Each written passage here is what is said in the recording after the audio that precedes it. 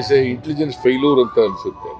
ಕೇಂದ್ರ ಸರ್ಕಾರದ ವೈಫಲ್ಯ ಇದೆ ಅಂತ ಹೇಳಿ ನನಗೆ ಅನ್ಸುತ್ತೆ. ಎನ್ಸಿಐಬಿ ಟೈಮ್ಸ್ ಮೀಡಿಯಾಗೆ ಸ್ವಾಗತ. ಉಗ್ರರ ದಾಳಿ ಪ್ರಕರಣ ಕೇಂದ್ರ ಗುಪ್ತಚರ ಇಲಾಖೆಯ ವಿಫಲ ಎಂದು ಸಿದ್ದು ಟೀಕೆ. ಕಾಶ್ಮೀರದಲ್ಲಿ ಪ್ರವಾಸಿಗರ ಮೇಲೆ ನಡೆದಿರುವಂತಹ ಉಗ್ರ ದಾಳಿಯನ್ನ ಅತ್ಯಂತ ತೀವ್ರವಾಗಿ ಖಂಡಿಸ್ತೇನೆ. ಉಗ್ರರ ದಾಳಿ ಪ್ರಕರಣದಲ್ಲಿ ಕೇಂದ್ರ ಗುಪ್ತಚರ ಇಲಾಖೆ ಸಂಪೂರ್ಣವಾಗಿ ವಿಫಲವಾಗಿದೆ ಅಂತ ಹೇಳಿ ಸಿಎಂ ಸಿದ್ದರಾಮಯ್ಯ ಟ್ವೀಟ್ ಮಾಡುವ ಮೂಲಕ ತಮ್ಮ ಅಸಮಾಧಾನವನ್ನ ಹೊರಹಾಕಿದ್ದಾರೆ. ಕಾಶ್ಮೀರದಲ್ಲಿ ಪ್ರವಾಸಿಗರ ಮೇಲೆ ನಡೆದಿರುವಂತಹ ಉಗ್ರರ ದಾಳಿಯನ್ನ ಅತ್ಯಂತ ತೀವ್ರವಾಗಿ ಖಂಡಿಸ್ತೇನೆ. ಕರ್ನಾಟಕದ ಪ್ರವಾಸಿಗರಲ್ಲಿ ಮಂಜುನಾಥ್ ರಾವ್ ಹಾಗೂ ಭರತ್ ಭೂಷಣ್ ಎಂಬುವವರು ಮೃತಪಟ್ಟಿದ್ದಾರೆ. ಕನ್ನಡಿಗರ ರಕ್ಷಣೆ ಹಾಗೂ ಇನ್ನಿತರ ವ್ಯವಸ್ಥೆಗಳಿಗಾಗಿ ಅಧಿಕಾರಿಗಳ ತಂಡವನ್ನ ಕಾಶ್ಮೀರಕ್ಕೆ ಈಗಾಗಲೇ ರವಾನಿಸಲಾಗಿದೆ.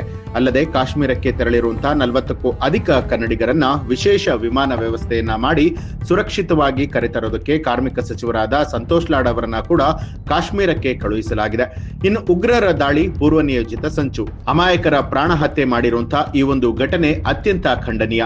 ಈ ಒಂದು ಘಟನೆಯಲ್ಲಿ ಸುಮಾರು 28 ಜನ ಮೃತಪಟ್ಟಿರುವಂತಹ ಭೀಕರವಾದ ಇಷ್ಟು ದೊಡ್ಡ ಮಟ್ಟದ ಕೃತ್ಯ ನಡೆದಿರುವಂತದ್ರ ಬಗ್ಗೆ ಮಾಹಿತಿ ಮೊದಲೇ ತಿಳಿದಿರಬೇಕಾಗಿರುವಂತದ್ದು ಕೇಂದ್ರ ಗುಪ್ತಚರ ಇಲಾಖೆಗೆ. ಆದ್ರೆ ಇದು ಸಂಪೂರ್ಣವಾಗಿ ವಿಫಲವಾಗಿದೆ. ಈ ಹಿಂದೆ ನಡೆದಂತಹ ಪುಲ್ವಾಮಾ ಘಟನೆಯಲ್ಲಿ ಗುಪ್ತಚರ ಮಾಹಿತಿಯ ವೈಫಲ್ಯ ಕೂಡ ಇತ್ತು. ಈಗಲೂ ಕೂಡ ಅದೇ ಮಾದರಿಯ ಘಟನೆ ಮರುಕಳಿಸಿದೆ. ಮೃತರ ಕುಟುಂಬಗಳಿಗೆ ಪರಿಹಾರ ಕೊಡುವಂತದ್ರ ಬಗ್ಗೆ ಸರ್ಕಾರ ಸಕಾರಾತ್ಮಕವಾಗಿ ಚಿಂತನೆಯನ್ನ ನಡೆಸಿ ಪರಿಶೀಲನೆ ಮಾಡುತ್ತೆ. ಪಹಲ್ಗಾಮ್ನ ಉಗ್ರರ ದಾಳಿ ಪ್ರಕರಣದಲ್ಲಿ ಕೇಂದ್ರ ಗುಪ್ತಚರ ಇಲಾಖೆ ಸಂಪೂರ್ಣವಾಗಿ ವಿಫಲವಾಗಿದೆ.